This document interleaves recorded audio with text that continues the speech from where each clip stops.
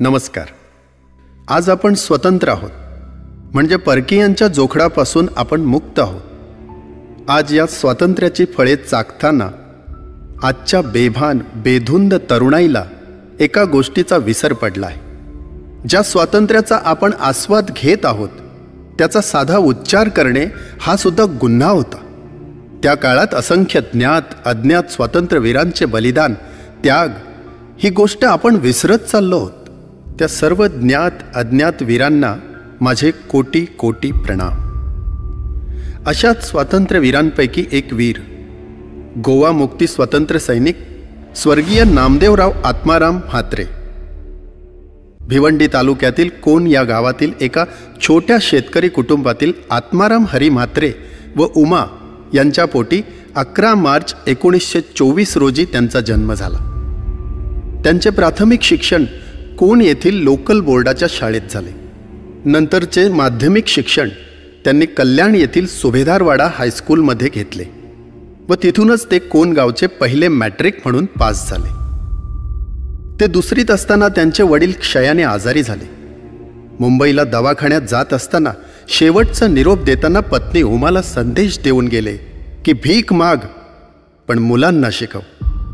शेवटी हॉस्पिटलमध्येच त्यांचे निधन झाले. आई उमा यांच्यावर 2 मुले आणि 3 मुलींचे संगोपन करण्याची जबाबदारी आली. त्या माऊलीने मोलमजुरी करून त्यांचे शिक्षण चालू ठेवले. शिवाय त्यांचे आजोबा हरी सदू म्हात्रे यांनीही त्यांच्या शिक्षणाकडे विशेष लक्ष दिले. मोठे बंधू गोपाळ म्हात्रे यांनी प्रथम शिक्षण पूर्ण करून तलाठी पदाची नोकरी केली. सुभेदारवाडा हायस्कूलमध्ये शिकत असताना 1942चा स्वातंत्र्य लढा सुरू झाला. देशात सर्वत्र मोठमोठ्या नेत्यांची धरपकड सुरू झाली. त्याच काही जणांनी भूमिगत होऊन ब्रिटिश सत्तेविरुद्ध लढा सुरू केला. अशा लढ्यांपैकी ठाणे रायगडमधील आझाद दस्त्याचा लढा त्यावेळी वीर भाई कोतवाल व त्यांच्या सहकाऱ्यांनी चालू ठेवला होता. त्या लढ्यातील कोतवालांचे जुने जाणते सहकारी गोमाजी पाटील हे रायगड तालुक्यातील मानिवली गावचे रहिवासी. त्यांना त्या परिसराची पूर्ण माहिती होती. या दस्त्याचे वैशिष्ट्य असे की गोमाजी पाटलांचा 17-18 वर्षाचा मुलगा हिराजी पाटील हा सुद्धा आपल्या वडिलांच्या खांद्याला खांदा देऊन स्वातंत्र्याचे कार्य करत होता. आणि महत्त्वाची गोष्ट म्हणजे नामदेव म्हात्रे यांच्या वर्गात मानिवली गावचा एक विद्यार्थी मित्र श्रीराम पाटील हा त्यांना तिकडे होणाऱ्या हालचालींच्या गोष्टी सांगायचा. त्यावेळी त्यांच्या गप्पा स्वातंत्र्यावर, स्वातंत्र्य लढ्यावर व्हायच्या. 2 जानेवारी 1943 रोजी फितुरीने भाई कोतवाल व हिराजी पाटील यांना हौतात्म्य प्राप्त झाले. या बातमीने त्यांचे हात ब्रिटिशांविरोधात अधिकच शिवशिवू लागले. पण लहान असल्या कारणाने ते काही करू शकत नव्हते. यथावकाश घरच्या गरीब परिस्थितीमुळे नोकरी शिक्षण ही तारेवरची कसरत त्यांची चालूच होती. शेवटी ते ठाण्याच्या कलेक्टर ऑफिसमध्ये कारकून म्हणून नोकरीस लागले. त्या वेळेपर्यंत भारताला स्वातंत्र्य मिळाले खरे, पण आपला काही भाग म्हणजे गोवा, दीव, दमन हे पोर्तुगीजांच्या ताब्यात होते. ब्रिटिश गेले पण पोर्तुगीज काही जात नव्हते. 1955 साल उजाडलं. गोव्यातील जनता स्वातंत्र्यासाठी प्रयत्न करीत होतीच, पण 15 ऑगस्ट 1955 रोजी भारतभरातील जनतेने गोव्यात जाऊन सामुदायिक सत्याग्रह करायचे ठरवले. नामदेव म्हात्रे यांनी आईला मी पुण्यात मित्राकडे जातो अशी थाप मारली आणि ते तडक निघाले गोव्याकडे सामुदायिक सत्याग्रहाला. मथुरेहून सत्याग्रहासाठी चाललेल्या एका जथ्यामध्ये त्यांना प्रवेश मिळाला. त्यांचे नेतृत्व करत होते मथुरेचे स्वामी त्यागीबाबा स्कूलवाले. अशा पद्धतीने ते लोंढ्याला पोचले. लोंढ्याहून मजल दरमजल करीत कधी रेल्वेने तर कधी पायी त्यांचा जथ्था गोव्याच्या हद्दीपाशी आला. तेथे आपल्या सैनिकांनी सत्याग्रहींना अडवले आणि पुढे धोका आहे, पोर्तुगीज सैनिक संगीनी घेऊन सज्ज आहेत, तुमच्या जीवाला धोका आहे असे त्यांना सांगितले. पण सत्याग्रहींनी सांगितले की आम्हाला आजच्या आज गोव्यात निशस्त्र सत्याग्रह करायचा आहे.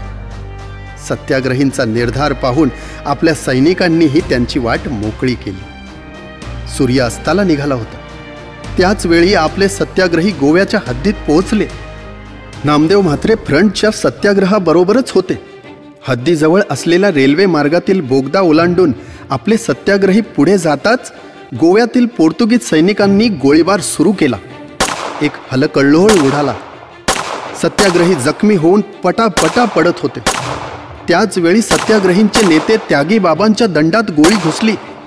हे पाहून गोळ्यांचा मारा चुकवण्यासाठी नामदेव म्हात्रे जमिनीवर पालथे पडण्याच्या पावित्र्यात असताना एक गोळी त्यांच्या खांद्यात घुसली.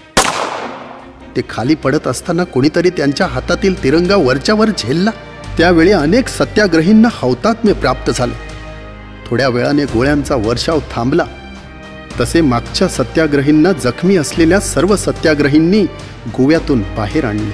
नामदेव म्हात्रे यांना सुखदेव शर्मा याने बाहेर आणले. नंतर त्यांच्यावर बेळगाव येथील सिव्हिल हॉस्पिटलमध्ये उपचार करून त्यांच्या खांद्यातून गोळी काढली गेली. त्यानंतर तारेने ही बातमी त्यांच्या घरी कळवली गेली, पण त्यात गोळी लागल्याचा उल्लेख मात्र केला नाही. दुसऱ्याच दिवशी त्यांचे मोठे बंधू गोपाळ म्हात्रे आणि 2 मित्र हेंदर पाटील आणि धाकल्या म्हात्रे यांना ग्रामस्थांनी बेळगावला पाठवले. तेथून एका आठवड्याने त्यांना घरी आणले. पण जेव्हा ते कामावर हजर झाले तेव्हा त्यांना कामावरून कमी केल्याचे कळाले.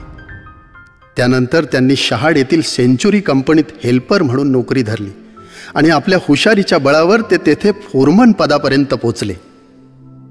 इलेक्ट्रिकल सुपरवायझर ही परीक्षा सुद्धा पास झाले. कंपनीत असताना कंपनीच्या सजेशन स्कीमप्रमाणे एका इलेक्ट्रिक स्विच गिअरमध्ये सुधारणा सुचवल्यामुळे 24 फेब्रुवारी 1983 या दिवशी दिल्ली येथे तत्कालीन राष्ट्रपती श्री ग्यानी झैल यांच्या हस्ते त्यांना श्रमवीर हा पुरस्कार मिळाला. मध्यंतरी त्यांनी गोवा मुक्ती संग्रामात भाग घेतल्याबद्दल त्यांना महाराष्ट्र शासनाने सन्मानपत्र देऊन सन्मानित केले. सेंचुरीमधून ते 1983 साली सेवानिवृत्त झाले.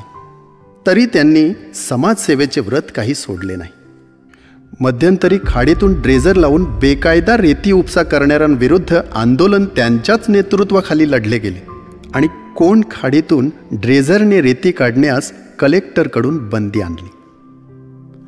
सन 1995 ते 2007 या काळात आडगाव शिक्षण संस्थेचे अध्यक्ष म्हणून चोख कार्य केले. या संस्थेचे ते संस्थापक सदस्य होते.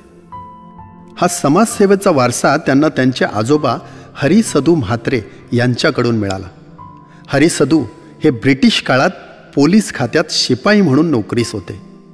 पण आसपासच्या परिसरात फिरताना त्यांना जाणवले की आपला आगरी समाज अजून खूप मागासलेला आहे. म्हणून त्यांनी नोकरीचा त्याग करून सन 1906 साली आपल्या सहकाऱ्यांच्या समवेत आगळे ज्ञाती हितवर्धक मंडळींची स्थापना केली. नामदेव म्हात्रे यांना शेतीची खूप आवड होती. शेती व्यवसाय करता यावा म्हणून गावापासून 1.5 मैलांवर असलेल्या खाडी किनारी त्यांनी पक्के घर बांधले होते. जवळजवळ 1.5 तप त्यांनी तेथे उन्हाळ्यात वास्तव्य केले. ते स्वतः माळकरी होते आणि पंढरीची वारी ते न चुकता करत.